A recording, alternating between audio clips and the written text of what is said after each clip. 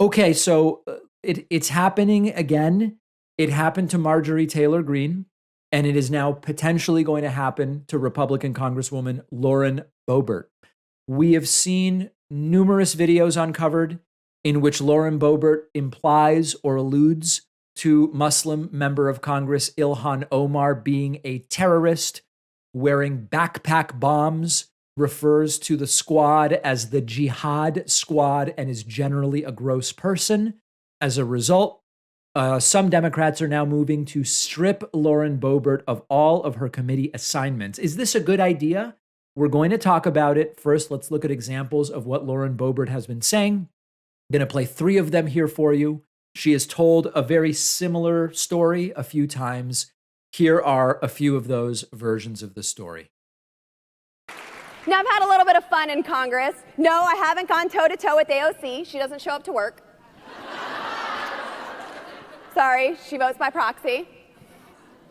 I did see Ilhan Omar the other day, and I said, oh, cute.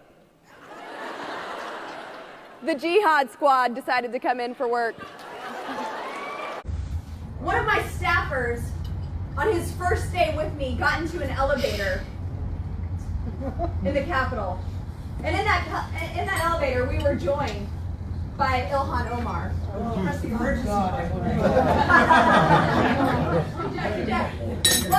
it was just us 3 in there, and I looked over and I said, well, look at there, it's the Jihad Squad.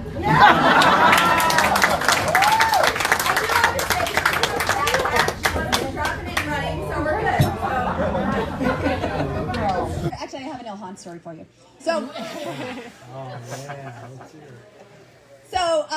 the other night on the House floor was not my first Jihad Squad moment. So, I was getting into an elevator with one of my staffers, and he and I we're leaving the Capitol. We're going back to my office, and we get in the elevator, and I see a Capitol police officer running hurriedly to the elevator. I see fret all over his face, and he's reaching, and I'm like, what? I can't, the door's shutting. Like, I can't open it. Like, what's happening? I look to my left, and there she is, Ilhan Omar. Oops. And I said, well, she doesn't have a backpack. We should be fine. So this is very vile stuff. And as a result, Massachusetts Democratic Congresswoman Ayanna Pressley is moving to have Lauren Boebert removed from every single committee on which she sits. Pressley announced her resolution yesterday morning.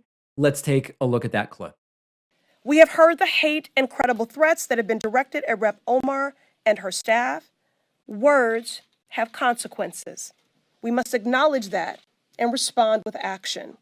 We've introduced this resolution today to do just that, and to send a powerful message to every Muslim and every marginalized person who has ever questioned their place in this country or in the halls of power. We see you. You belong, you are powerful, and you deserve a life free from fear and filled with dignity and love. How we respond in moments like these will have a lasting impact, and history will remember us for it. Now, I have 2 views on this, and I do want to hear from you about it. On the merits, if you just say, does this woman, Lauren Boebert, deserve to be on any committees? The answer is, of course not. Of course not. On the merits, she shouldn't be on a single committee. She shouldn't be in Congress. I wouldn't trust her to mow my lawn or run antivirus software on my computer. You know, I don't want to minimize any job, but what I'm saying is even simple jobs, she has no business. I wouldn't want her doing anything. Oh, David, sir, are you saying she shouldn't earn a living? Guys, let's take it easy, okay? She's incompetent.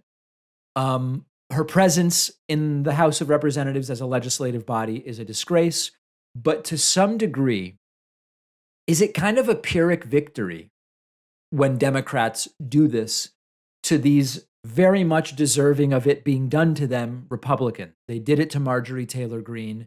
Now they're looking very strongly at doing it to Lauren Boebert. Well, what do I mean a Pyrrhic victory? A Pyrrhic victory is a victory which, in so achieving the victory, you do damage to yourself, where at the end of the day you say, I won, but did I really win? Did I really come out ahead? And what I mean by that is the following. Republicans are not in the majority right now, regardless. So Democrats still control the committees. You are stripping them, whoever it is, Boebert, Marjorie Taylor Greene, you're stripping them of their committee assignments. You allow them to claim victim status. You allow them to martyr themselves, and they immediately start raising money on it. I've been canceled, and so on and so forth. And I want to say it again so that people don't misunderstand. It's not wrong to remove them. It's right. Boebert has no business being involved in anything in Washington, D.C. But what I'm wondering is what is truly accomplished. For example, Marjorie Taylor Greene, within hours of being stripped of her committee assignments, she was fundraising. She was sending out fundraising emails saying, they've canceled me. Donate in order to help me do whatever. I don't even know what the argument was, but it was, they've canceled me and give me money. So I'm not arguing that it's the wrong move. It's the right move on the merits. But what I'm wondering is whether we end up helping Republicans more than hurting them when we do this to them, because they go to, I've been canceled, and I told you that Democrats cancel people, and now you've got to help me get uncanceled. For Boebert, it's almost a dream scenario. Less work. She gets talked about in right-wing media. It gives her something to fundraise on. So what really needs to happen is she's removed from Congress. That's a much tougher and certainly much longer uphill battle. So let me know what you think. Net benefit or not when these folks are removed from their committee assignments. Remember also, Tuesday, December 14th, 6 p.m. Eastern, will be the next David Pakman Show viewer town hall. It will be the last town hall of the year. I hope you'll join us. It'll be streaming live on the Pakman Live YouTube channel. That's the second channel. Very much looking forward to it. There are so many interesting new types of assets in which you can invest at this point. There are sneakers, there's wine, there's artwork, and so many others. But the big question is, which of these make sense as investments? And that's why I am such a big fan of Alternative Assets, which is one of our sponsors.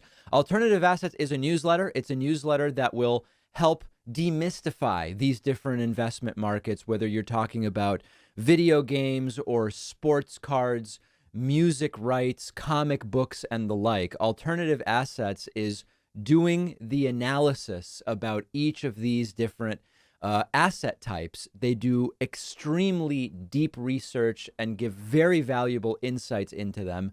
But Alternative Assets is not just about information.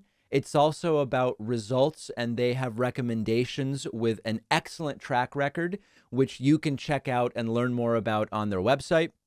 Ton of smart new ways to diversify right now. It really is a different era when it comes to investing, and Alternative Assets makes it very, very easy to understand. Go and sign up for free. The link is down below.